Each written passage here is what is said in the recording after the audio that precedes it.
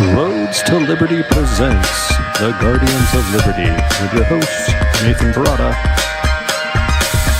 and Zach Taylor.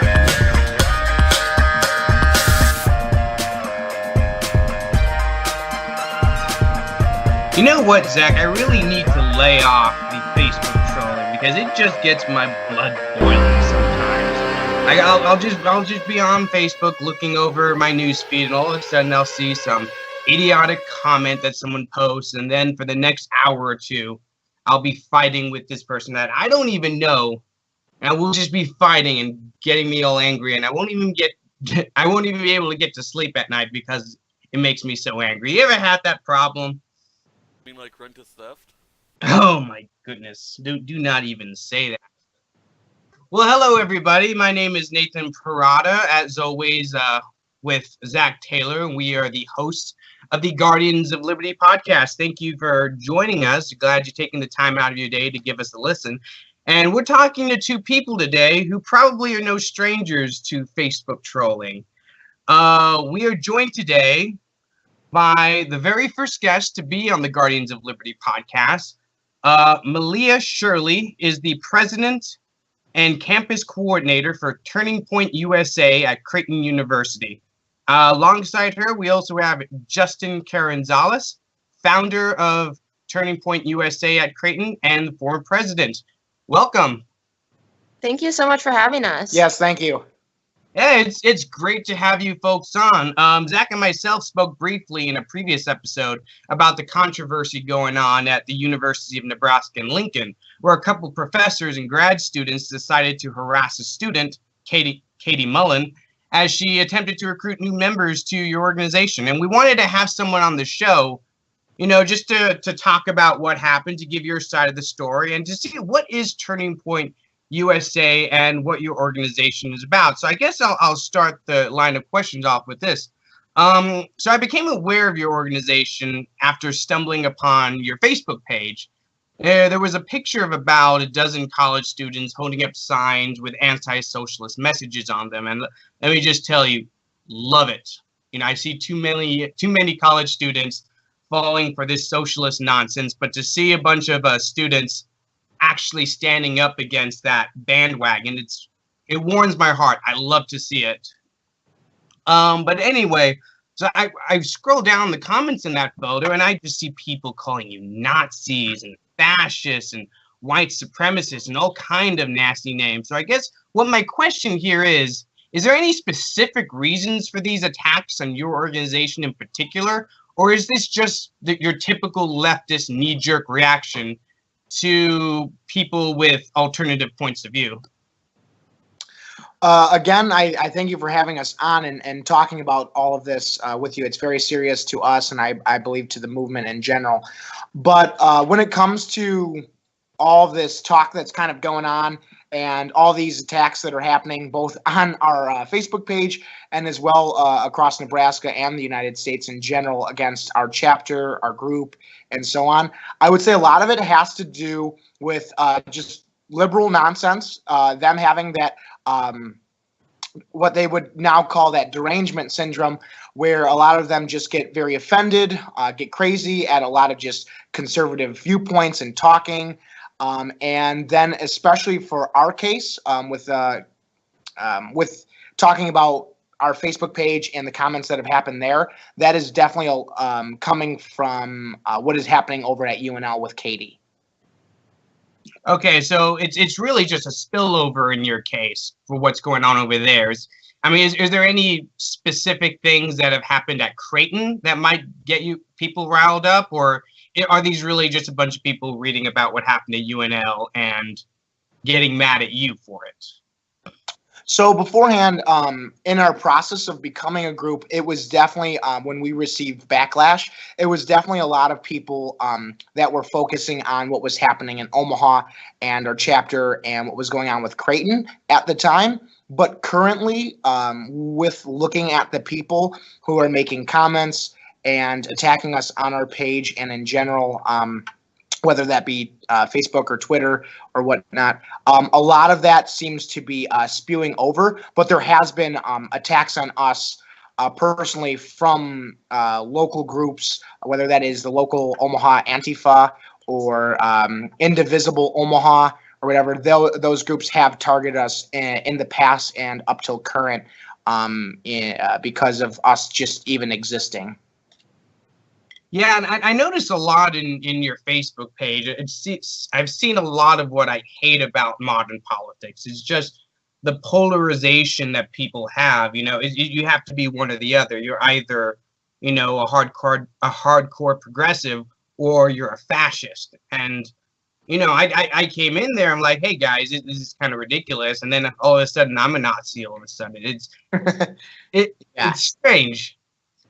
I'm freaking Puerto Rican, for goodness sake, and all of a sudden I'm a white supremacist. I don't know how that works, but apparently in their minds it does. Yeah, absolutely. And Malia here is she's Hawaiian Pacific Islander, and I'm Mexican, and we have 56-year-old white people telling us we're all white supremacists. I don't really understand. It's some kind of alternate universe. Well, I guess these people have this victimhood concept. Where they always have to be the victims of something, and if you don't fit their narrative, they'll just make you fit it. But I want to talk about Turning Point USA more as a national organization now. What does Turning Point USA hope to accomplish? What are their goals? So Turning Point USA, we're a 501c3 nonpartisan nonprofit organization. So we're not college Republicans. We're not college Democrats. We don't even get into social issues. What we really focus on are just 3 ideas, and those are limited government, free markets, and fiscal responsibility. Obviously, lately in the past couple months, and especially after the Lincoln incident, we've really been hitting hard with free speech. And our November campaign is the pro-choice campaign, and that's choose your school, choose your healthcare, choose your gun. So we really try to stray away from social issues to try and be as inclusive as we can, because we find those are really the hot button issues that people are super passionate about, and we try to stick as much as we can to the economic side of things, in addition to just promoting those individual liberties. Well, that's all music to my ears. I love everything you just said. Yeah, I didn't realize you guys strayed away from the more social issues. Do you guys focus any on foreign policy, or is it just strictly economics? So when it comes to like she said, when it comes to anything outside of focusing on economics, we usually just stick with the more so less big government interventionist kind of mindset. That changes. There's a lot of people in the organization across the country who differ on different ideas when it comes to, say, foreign policy as well as social issues. But there are a good portion of liberty-minded people who will view foreign policy in that way. Like myself, I'm a Rand Paul supporter personally, and I believe Malia is as well. And so when it comes to foreign policy, usually it's kind of up to you, but we, as an organization, as a national organization, take on the less big government view of that. Beautiful, beautiful. Yeah, like I said before, I know a lot of millennials, a lot of college-age students who have really fallen for this, this Bernie Sanders, Elizabeth Warren wing of the Democratic Party, and who are very open about calling themselves socialists. You guys have a lot of experience with people of that political persuasion? Absolutely. And, we always hear, well, it's democratic socialism. It's not regular socialism. And yeah, and we kind of just laugh and, we say, well, just because something's democratic doesn't make it any inherently less evil, essentially. Just because Venezuela voted Chavez and Maduro and all of them into power, look how that's working out for them. That's democratic socialism at its finest. Absolutely. And it kind of makes me laugh. Sometimes I get the feeling that if all these alt-right people just start calling themselves democratic fascists, that these people wouldn't know what to do with themselves. Says, oh, it's not fascism, it's democratic fascism. It's totally different. Exactly. That would just be absurd, wouldn't it? So you mentioned that there's been an ongoing fight with Creighton University about setting Turning Point USA up at that university. What's the holdup there? Well, currently we're not on hold anymore, luckily, but it did take about 2.5 years in order to get it established as a confirmed campus. Confirmed campus organization. And so currently we are facing very little opposition from the administration. I mean, there's a lot of bureaucracy that just goes along with being an organization at the school in general, but we have so far been pretty free this current semester to do a lot of things, or at least to get started to do a lot of things that we are looking to do. But there has been a lot of blood, sweat, and tears put into trying to get the organization started here on campus. Do you think that Creighton is different from any other school where you have a more expensive school in a fairly conservative area? Does that change the kind of the liberal, conservative, libertarian dynamic, or is it essentially the same that you're going to find anywhere else? So there's a few things that go into that. So one, you're right, it's more expensive. So there's people with more money going there. So you do have a lot of people from out of state coming in, a lot of people from wealthy families, and you'll get a collection of conservative students. Two, you have the school is Jesuit Catholic. And if you know anything about the Jesuit order of the Catholic Church, they are the most liberal of the Catholic Church. And they tend to be liberal schools. A lot of the kids that go there end up either are liberal because they know that it's going to be in their favor, or two, they end up learning kind of the liberal mindset and coming out liberal. Now, when it comes to conservative students and or liberal students on campus, in general, I would say that me and Malie have both experienced that it's very hard to tell because the liberal groups or the liberal students are the most vocal on campus because they're allowed to be. So with them being the most vocal, they seem like a larger portion of the student population. They seem like a larger group, but I know through my experience of trying to start the organization that a lot of students have come up to me and said, "Hey, I'm proud of what you're doing. I'm glad that you're doing it. Tell me when you get started, or what can I do to help?"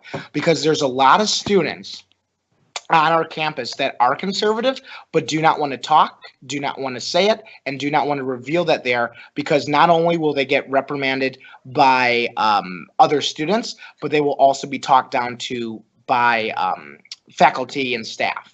So that's why I would say they're the silent majority.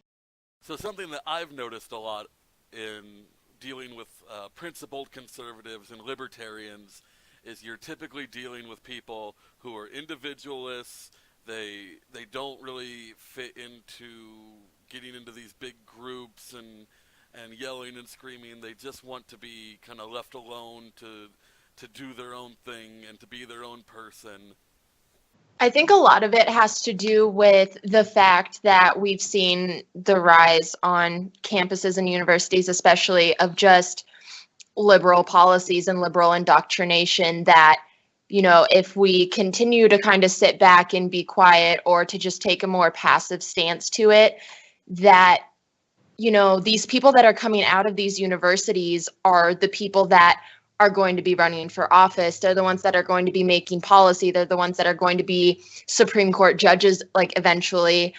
So I think it's more so not necessarily that we really want to, and as cliche as it sounds, I think it's more, appealing to the sense of duty side of it. Yeah, I think that's a fair assumption. It's always been kind of a working theory for me that a lot of this alt-right movement is a reaction to how insane the left has become. We didn't see a lot of this until Antifa started rioting in the streets, breaking windows, destroying property, and assaulting just regular everyday conservatives. And even today, Ben Shapiro is going to UC Berkeley, and they're preparing that city as though a hurricane were going to go through. Yeah. You know, it's absolutely insane. And even in a state as conservative as Nebraska, we still have very large, pockets of liberals. We have our own Antifa organization that exists here. Yeah. And they've gotten into scuffles with the police. So yeah, absolutely. yeah, and so it's not like living in a conservative state like Nebraska.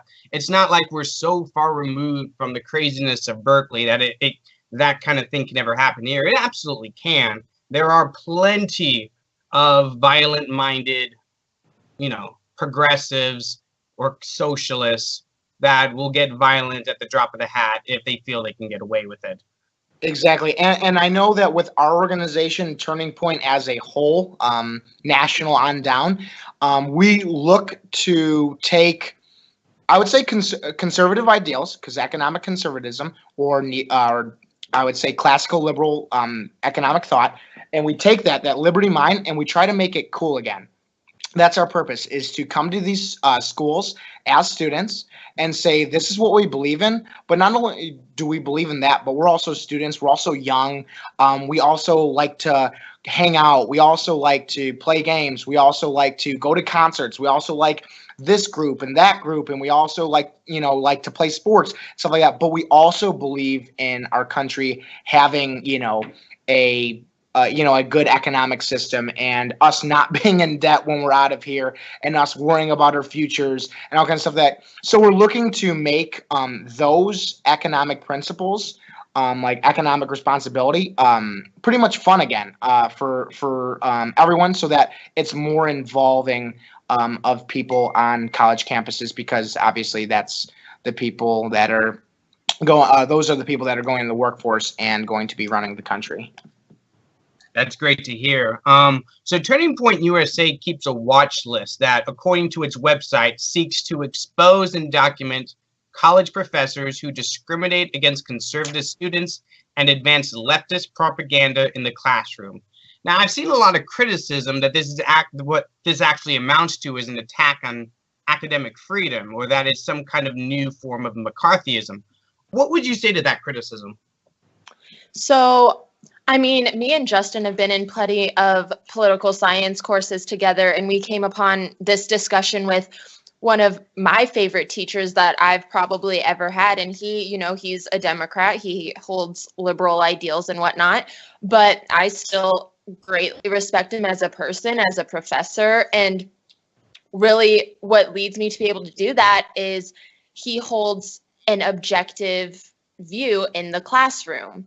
I mean, I went through my entire freshman and sophomore year having classes with him, and he consistently told us, my job isn't to tell you what to think, it's to tell you how to think. And so Justin can talk a little bit more about the watch list as a whole. Yeah, so with the watch list, I, as well as a few others in the organization, consider it what would be our conservative Rate My Professor. So it's a way for conservative students and, say, their parents to know kind of what they're going to get into before they go into that class or whatnot. And the thing is, it's not just like, oh, this is a liberal professor. It's nothing like that. What it is because we have no problem with professors speaking their minds. Like, we know most professors will speak their minds both on left and right issues. And I'll tell you what, me and Malie have both been in a lot of classes together, and we have most of our teachers having left-leaning opinions that we disagree with, and a lot of those teachers are some of our favorite teachers because we are able to have that dialogue and discussion in class.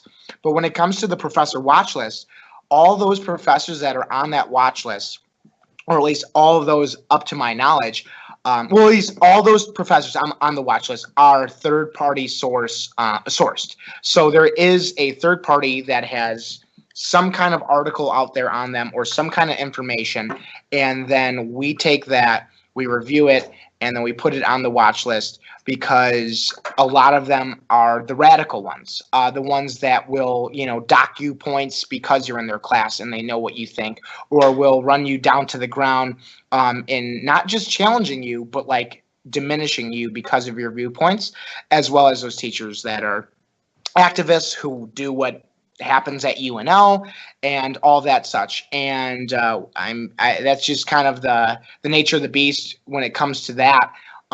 As well as there are a few teachers on that watch list that have seriously done some damage. One of them even being on the FBI watch list, FBI terror watch list because of affiliation with some, I believe it was a terror group in the Middle East. So there's definitely teachers on there. I stick by it. I mean, when it comes to the watch list, it's obviously us as a chapter have no input on it, and we have no choice on it, and we don't necessarily do anything with it. It all comes down to the national organization. But I mean, I'll tell you what, one of those professors that's on that list is a Creighton professor, and that was the professor that has single-handedly targeted myself, Malie, as well as the organization and our chapter as a whole. And I can tell you through the things that he's said and the things that he's done that he deserves to, number one, not teach, even though he's still there, and number two, definitely belongs on a list that allows students to understand that this guy is pretty crazy. That's interesting. I mean, I was under the assumption that students would just report these professors to some kind of national organization, but from the way you're describing it, it seems like it's a lot more detached from the actual students. Like there's no one that you just send an email to be like, this professor needs to be on the list. Correct. It's a lot more involved than that. Correct. And like we said, it is essentially just an aggregate source. All of these professors have had stories written about them and published elsewhere. Turning Point, as the national organization with the watch list, they don't break stories. And although the watch list doesn't contain a lot of emails or videos or pictures of a lot of what the professors have done, there is a lot to back up what the claims are, both from the third-party sources and the watch list in general. I know a lot of the kids who have gone to other schools to which the national chapter has put the professors on that watch list. There is some crazy things. And I'll tell you what, I don't care. I'm from the south side of Chicago. All my family's liberal. All my friends are liberal and stuff like that. I don't care, if you have that belief. I'll have a discussion with you. We'll talk. We'll drink a beer after, and we'll go home. But when it comes to harassment and diminishing someone and becoming violent or verbally assaulting someone and or defamation, that's when it becomes a problem. And a lot of these professors do that, and those professors that do that and get caught end up on our watch list. This professor that you mentioned in your answer, can you go into any more about that, or is that something that you can't talk about? I actually believe I can talk about it because no one has stopped me thus far. I have been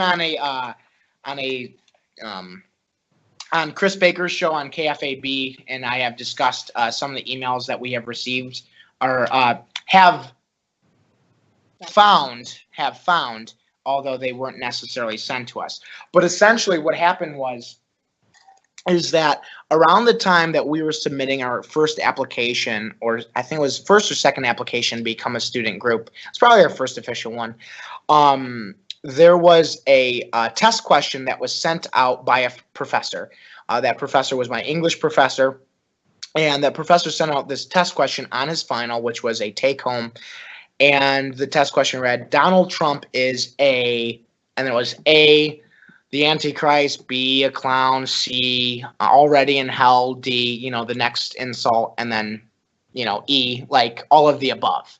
So knowing what this teacher has professed the entire semester, and knowing that E, all of the above, and all the above are insults, obviously it's going to be E. So this was an extra credit question for 5 points, which is worth as much as the other points of the test. So I had screenshotted that. I was in a conversation with a few friends. One of them ended up writing a news article about that with Turning Point's old news source, which was called Hypeline News. It was just starting out about that time. I was expecting it probably just to I wasn't expecting her to write one. She wrote one. I wasn't expecting it to reach anyone except for students, in other schools to know what was going on. But it ended up reaching, I think, the Blaze, and then it ended up going all the way to Fox News. And about 2 hours after I had submitted that test, that professor contacted me, and he said he knew it was me and all kinds of stuff. So anyways, that professor had done that. I wasn't a Trump supporter.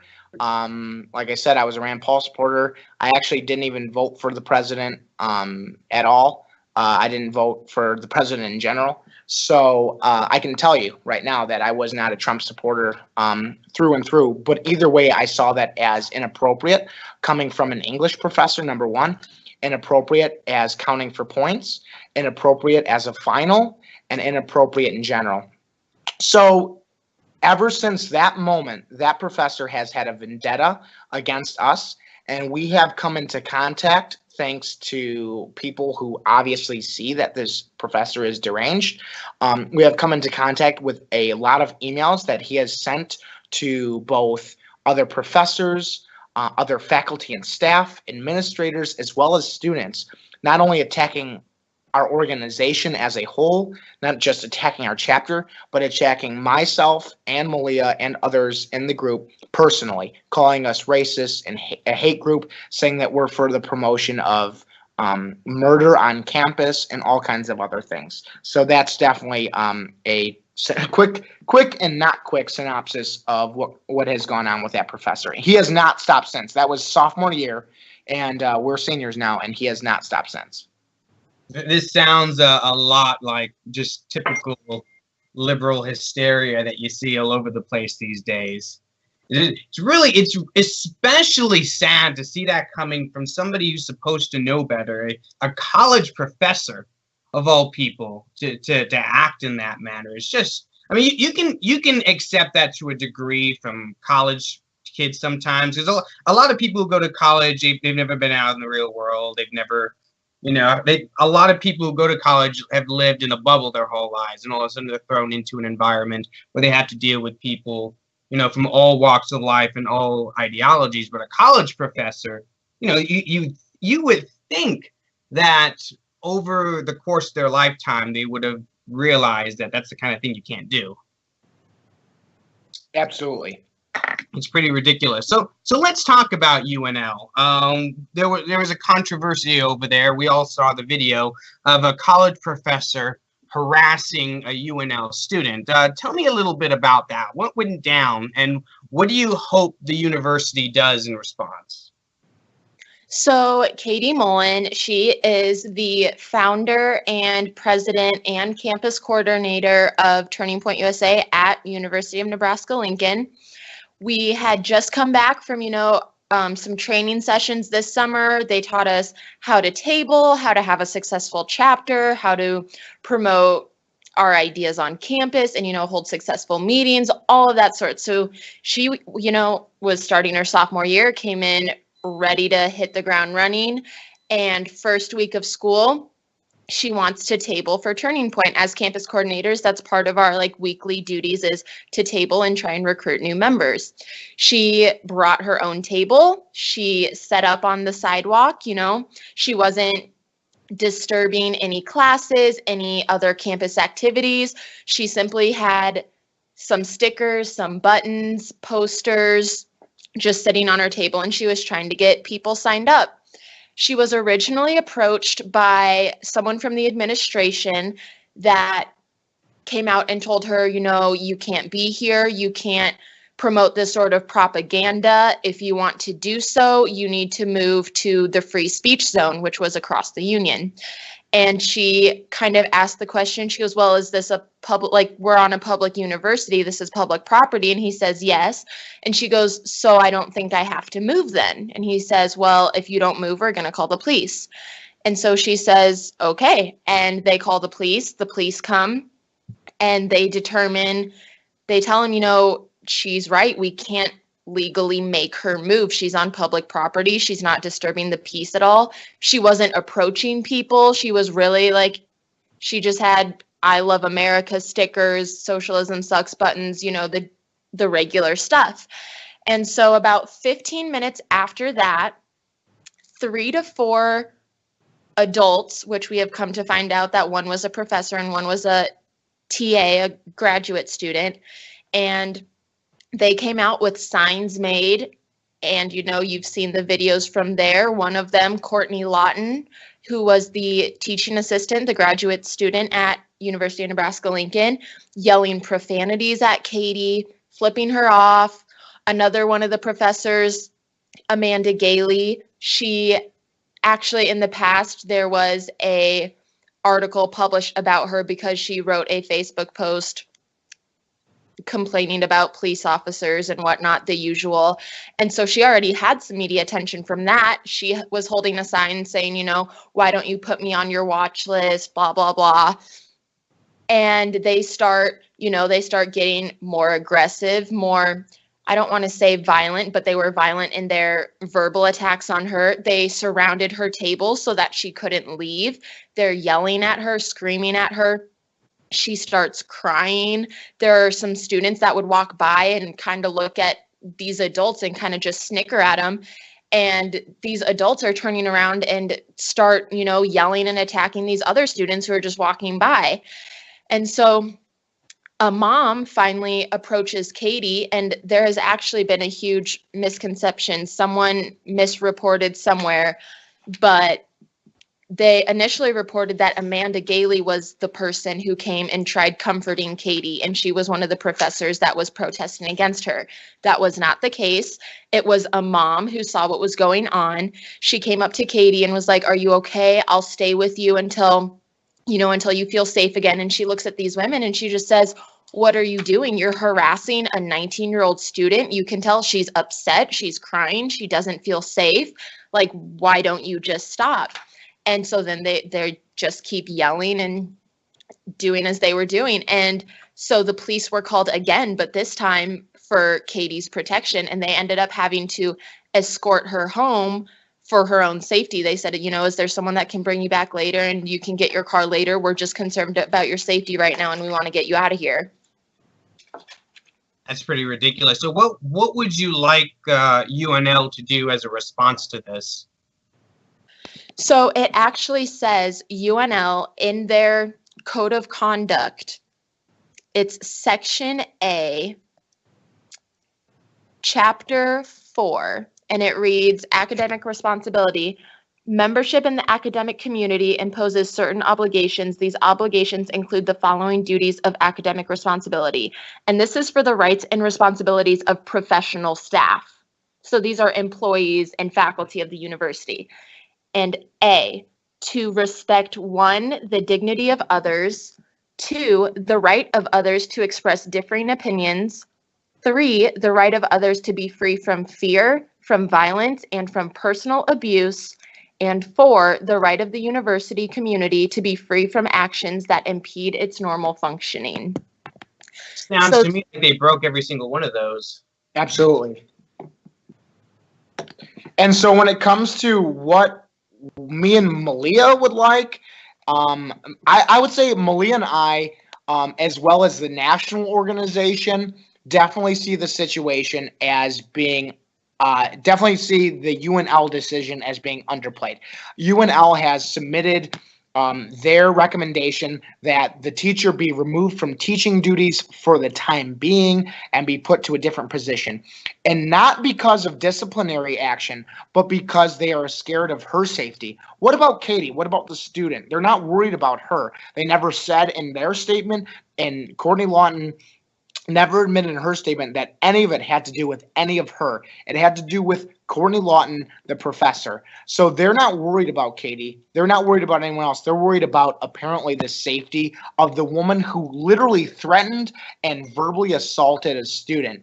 And so if they want to go with that route, honestly, what Malia and I and the organization in general see is that the teacher should be removed completely. She should not teach at UNL. If she should want to teach, then let her teach somewhere else. I would never recommend any other actual profession or any other university to ever take her in, because if someone acts like that, you cannot have them working for you in a setting where they deal with other people, other students, younger people, or people with differing opinions. I would like to see her gone. I don't think enough has been done, and I would like to see more done. I know that there's hopefully still stuff being hashed out, but we don't really know. But either way, I feel that not enough has been done. I know I can't necessarily speak for Katie. I know that Katie is very much so overwhelmed with what has gone on because, number one, I mean, she's a sophomore.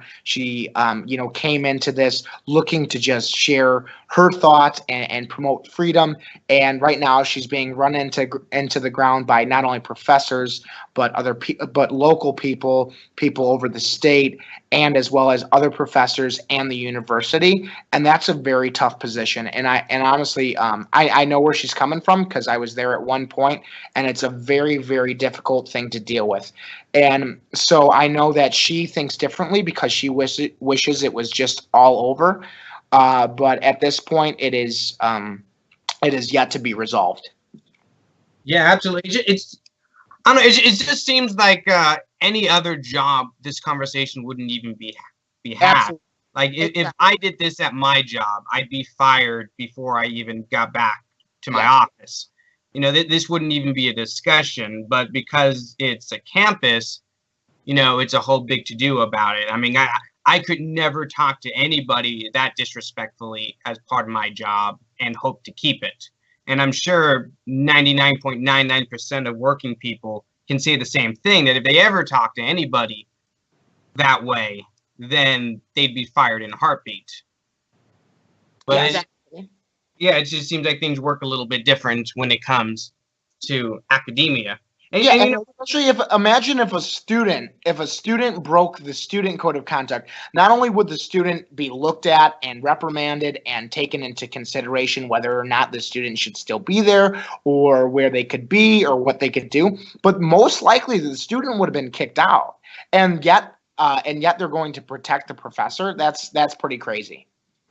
Okay, we're getting up against time, so let's go through some of these last questions that we have, so you guys can plug in your events and your organization. Let me see. So the professors who harassed Katie are planning an academic freedom rally on September 18th. As far as you know, what's the purpose of this rally, and what do you have planned in response? So initially, it was a rally for what they said was free speech. It seems like they have some miscommunication on their end. They might be confused. I'm not sure. But now it has become a academic freedom rally. And they say that the purpose of it is to come and show support for the UNL community, especially the faculty, because a national coordinated assault is currently underway against the faculty, administrators, and students. Now, mind you, I'm quoting from their Facebook event page. They say, "We cannot sit silently by as these groups infiltrate our universities and coordinate attacks via emails, phone calls, some threatening against UNL. Don't believe the right-wing hype about the TPUSA incident on campus. They are spreading outright lies in order to silence all of us. Make no mistake, this could happen to you. We must stand strong together, united in opposition to this assault on our academic freedom." So to us, it's nonsensical, because if there was anyone that there was a coordinated assault against, it was Katie. It wasn't the professors. It wasn't the other students. It was Katie. And, they say that we're trying to suppress their free speech. That's not the case at all. We just think if you are in a position, like a job where you are held to a certain standard and there is a code of conduct by which you agree upon when you sign your contract, that you should be held to that standard. And like we read to you, Courtney Lawton, Amanda Gailey, whoever was present, they broke every part of that code of conduct. And so Go ahead. I guess that's their purpose. They think is that they're fighting for academic freedom. We're kind of in the works trying to decide how to go about it. First and foremost, we don't want to hold a counter protest or we don't want to call it a counter protest because we don't want to come off like we are trying to suppress their speech. They have every right to be saying what they're saying. And, you know, if this was simply about free speech, we'd be standing right alongside with them. But they are taking an approach where they are trying to promote academic, I would call it academic dishonesty, which is just the academic ability to harass and bully your students.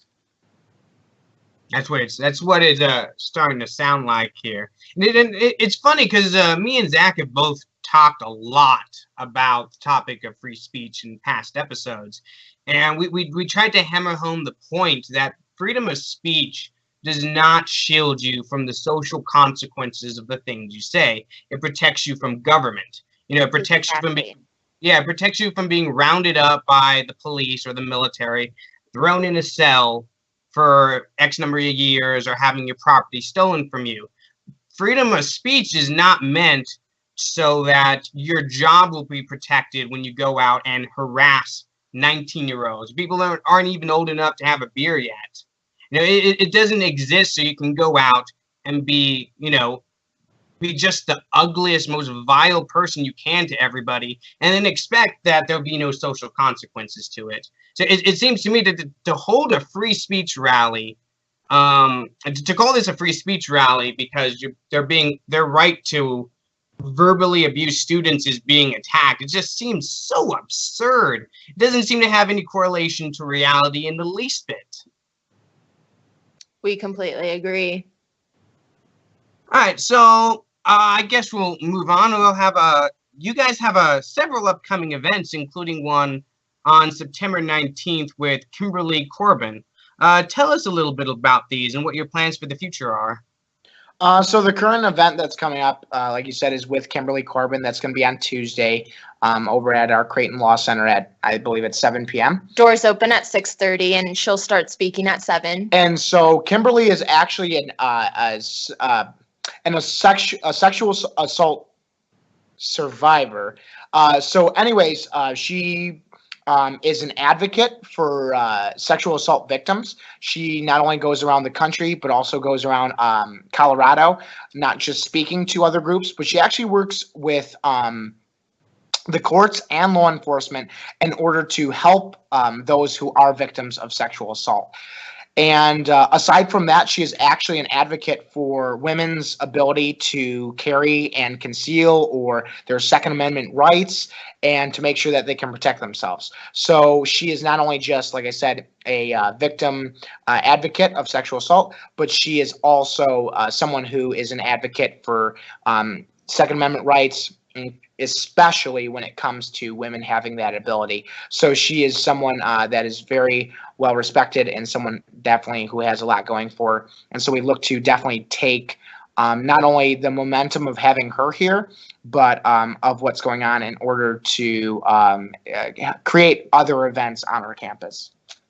Yeah, she sounds like an amazing person. I know there's also an event being organized to, I don't know if you want to call it a protest, but to demonstrate at a Brad Ashford event in Omaha coming up. Do you know anything about that? So that's not a Turning Point event. That is CLF, the Congressional Leadership Fund. They are putting on a protest against Brad Ashford, announcing his trying to get reelected after losing, I guess. But he'll be announcing his campaign, and essentially CLF is just trying to, they have the same message as us. They're trying to promote the ideas of limited government and individual liberties, and they don't think that Brad Ashford is necessarily a good representative of those ideas. And I can't say I necessarily disagree as an individual. Obviously, Turning Point as a 501c3, we don't endorse candidates or pieces of legislation, anything like that. But we promote policy, and when a candidate doesn't necessarily align with that, we are free and able to speak out against it. And you'll probably see us there. Excellent. I was actually planning on coming out myself. I mean, it sounds like an interesting event, and I know a lot of the people who are organizing it and who are coming out to be in it. I remember last year, I think the only time I've ever really encountered you guys was at the Hillary Clinton event when she came down to Omaha to speak.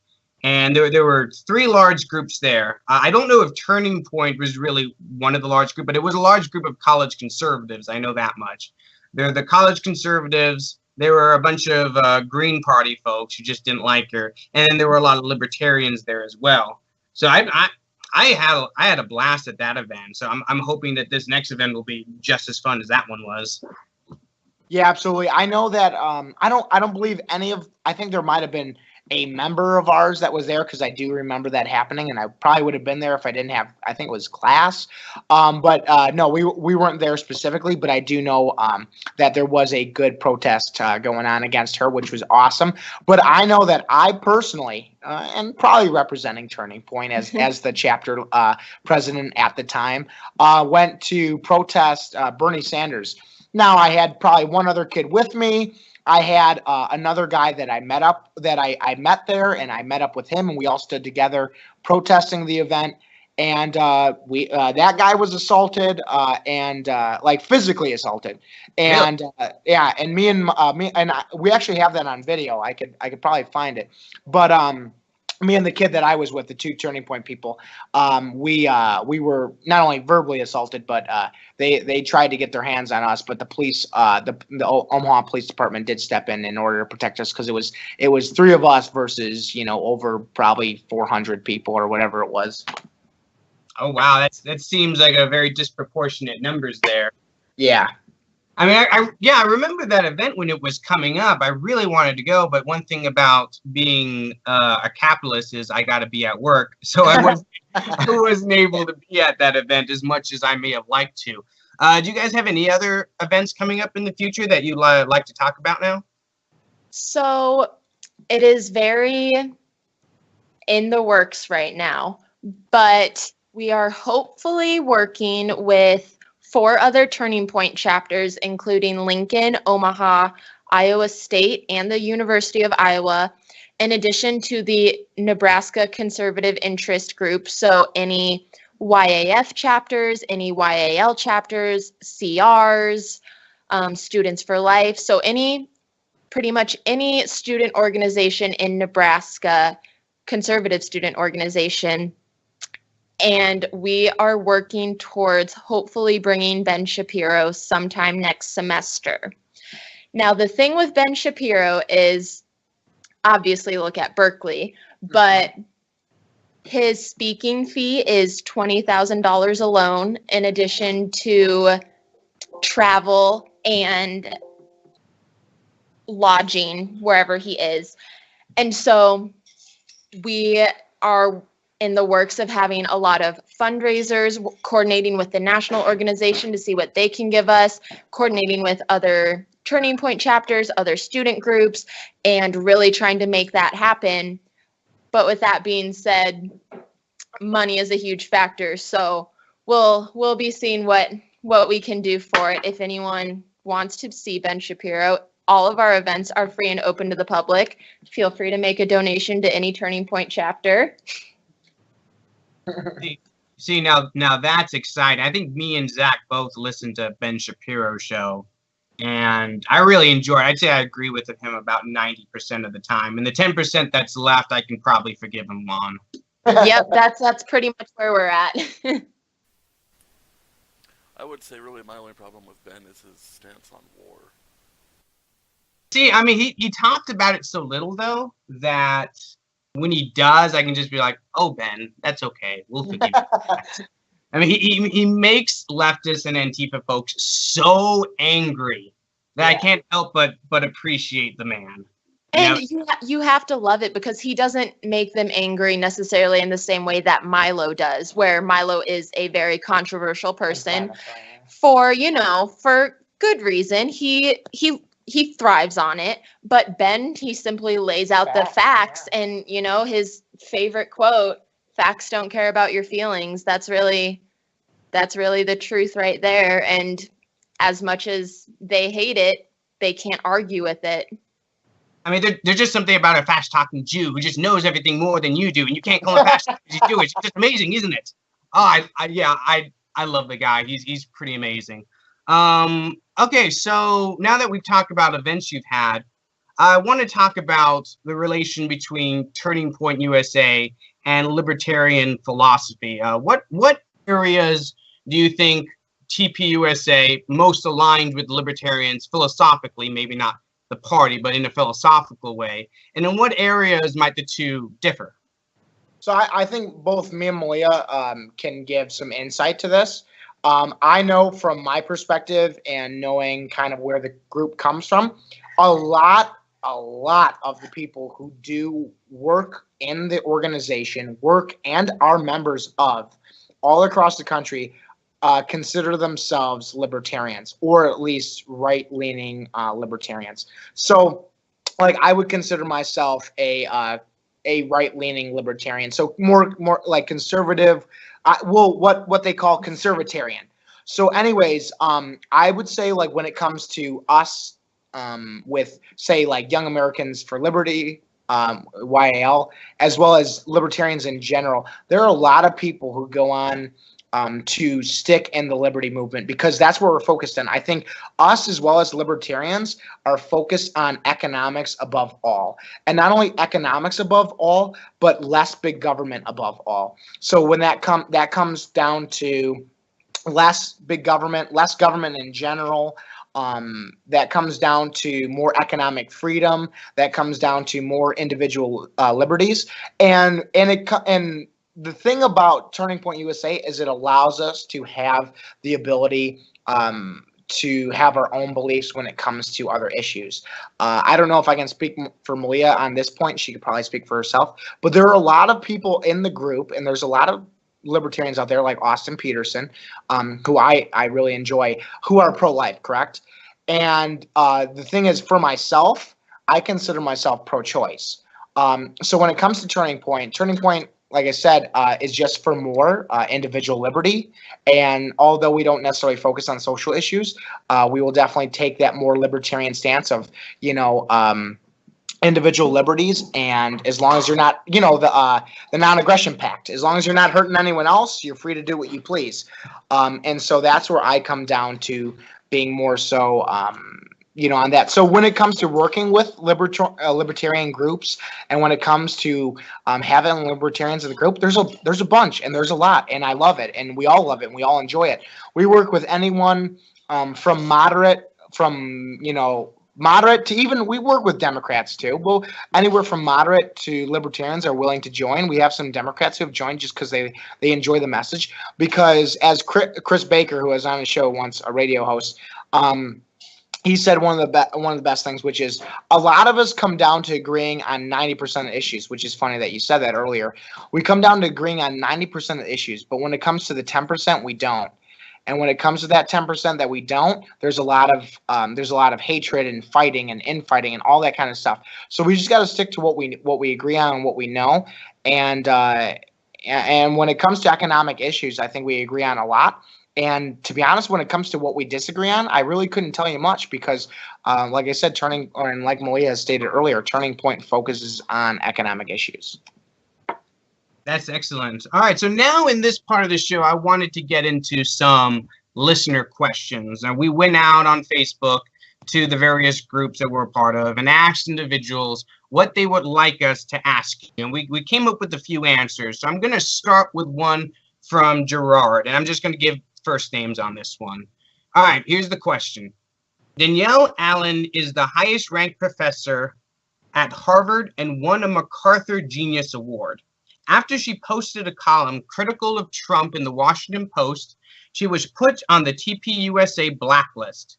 Charlie Kirk falsely claimed on Fox News that she included this stuff in her teaching, and as a result, she got some of the ugliest, most racist hate mail I've ever seen. If Turning Point USA is trying to expose faculty who politicize the classroom, why have they gone after many faculty who merely criticize Trump in the media? So when it comes to that question, or I guess his point that he's trying to make in some type of question is, so as the organization, again, we do not like I said, endorse candidates and stuff like that. And as a chapter, we do not necessarily speak for the national organization as a whole. But when it comes down to it, that professor, I imagine she's still teaching. I don't know anything more than that. I would imagine she's still teaching, but she created an article through a third-party source, which is the Washington Post, not just critical of Trump, but legitimately comparing him to Hitler. Which is a problem, a very big problem, I would consider, because if you compare anyone to Hitler, then how bad was Hitler? And so that's really an issue that we're getting into with that. But aside from that, I mean, as he says, Charlie Kirk falsely claimed, could have been he's falsely claiming or someone else is falsely claiming that she didn't or she did. I would imagine that any professor that would compare Trump to Hitler on a visible, very well read public post or public article would definitely use that in the classroom. And I imagine that there's nothing other than that besides the fact that she definitely probably said something in the classroom. So I would counter that. But again, it's all just claims. When it comes to the mail, we haven't seen it, and I imagine he probably hasn't seen it. If he's a friend, maybe he is, and that's fine. But either way, nothing racist and nothing hate mail ever comes from our organization, and we do not promote that, and we are not for that. We in no way, shape, or form look for anyone to target or attack any professor or any student or anyone in general about anything. We are for open dialogue. We are for discussion, and when it comes to that kind of stuff that is disgusting, we definitely turn our backs on that, and then we'll condemn it. So I would hope that a lot of that didn't happen, and if it did, I would feel sorry for her, but I know that the organization itself has nothing to do with that. And so when it comes to Turning Point, trying to expose faculty who politicize the classroom, it's more than politicized, because we talked about that earlier. I don't necessarily need to say more because I probably explained way more into detail that we expose teachers who harass and demonize. But when it comes to and so therefore leading into that last part is we don't expose teachers who just merely just criticize Trump, because I know there's people in the organization itself who also personally feel in opposition to Trump. So, yeah. All right, this next question is from Andy. How can we end the insane demonization of political opponents and get back to a peaceful exchange of ideas? This is really something that Turning Point tries to promote and instill in us is, kind of like Justin said, that open dialogue and civil discourse. Obviously, you're going to get people on Facebook who are partaking in ad hominem attacks, personal attacks, and whatnot. And, sometimes we might say a comment or two that is a little more edgy than we might need to. But we always do that as an individual and never as an organization, because as an organization, we really do strive to promote our ideas through open dialogue and civil discourse. There are people who come up to us when we're tabling and they completely disagree with everything we're saying. And we say to them, you know what? Why don't you come to one of our meetings? We'll open the floor up, we'll have a discussion about it, and we'll talk it out. There's no reason that we can't respect each other while simultaneously holding different opinions. So I think a lot of it is, you just have to stop viewing each other as the enemy and start viewing each other as just your neighbor. And I think once we do that, once we get back to that, peaceful dialogue will follow. All right, fair enough. This next question is from Ben, and this one's kind of tongue-in-cheek. How hard is it to be a Nazi organization in today's political climate? Well, first of all, we're not a Nazi organization, so we could end the question there, but I'll let Justin talk a little bit. Absolutely, and just to keep it simple, we are far from it. And you guys, I'm sure, know that just in the fact that we are liberty lovers, liberty promoters, and liberty activists. And let's be real. Nazis were socialists. their National Socialist Party. So I think there needs to be nothing more said than that. Oh no, you just triggered a whole bunch of progressives it's funny that you say that, because these are the same people who will tell you, oh, police and firefighters exist, therefore socialism is good. But exactly. then you say, oh, well, Hitler had police and firefighters too. Does that make him a socialist? No, he wasn't a socialist. Like, their definition of socialism is just so easy to change on a whim. Exactly. Yeah, it's not democratic socialism, especially. So it's totally different, guys. All right, so last question, this one from Brandon. What is the biggest problem facing universities? So, I mean, me and Justin, we talk a lot about this. We've talked with you a lot about it. And our founder and executive, Charlie Kirk, he really says it best. He says, you know, college universities, college campuses have become a place where they want everyone to look different, but think exactly the same. And when you don't succumb to that, then we face backlash like we have at Creighton, like Katie has at UNL, like so many other conservative student activists, Turning Point, YAL, YAF, all of them, like they've faced around the country. So I think one of the biggest problems that we do face is really that liberal indoctrination that occurs on college campuses. There's no open dialogue. It's here's one side. We want you to believe this. That's the end of it. All right, well, that was all very informative. I'm very happy with the conversation we were able to have with you guys. Is there anything else you would like to plug in before we let you go? Just to follow on our social media pages and hopefully some good liberty-minded attendance to our events. That's it. What's up, everyone? This is Zach doing the outro for the Guardians of Liberty. We had another outro that was our normal Nathan and I talking, but the file didn't save very well, so you'll notice that there's some really crappy audio in parts of this podcast. That's because I'm still a noob at editing, and this is the best I can do to fix it. So, just want to talk about a couple things coming up. Today, being Sunday, we had a lit drop for Laura Ebke in Lancaster County. Next weekend, the 23rd, we're going to have a lit drop in Thayer County. Please check out the social media pages for all of that information. We also, on Tuesday, the 19th, and we're going to share this again, the event for the sexual assault survival event that Turning Point USA was promoting at Creighton, that will be taking place Tuesday. Check out Turning Point USA at Creighton, or we will be sharing the event here tonight, and that's about all we have for you. Have a great weekend, or I guess it's the end of the weekend. Have a great week. Bye, everybody.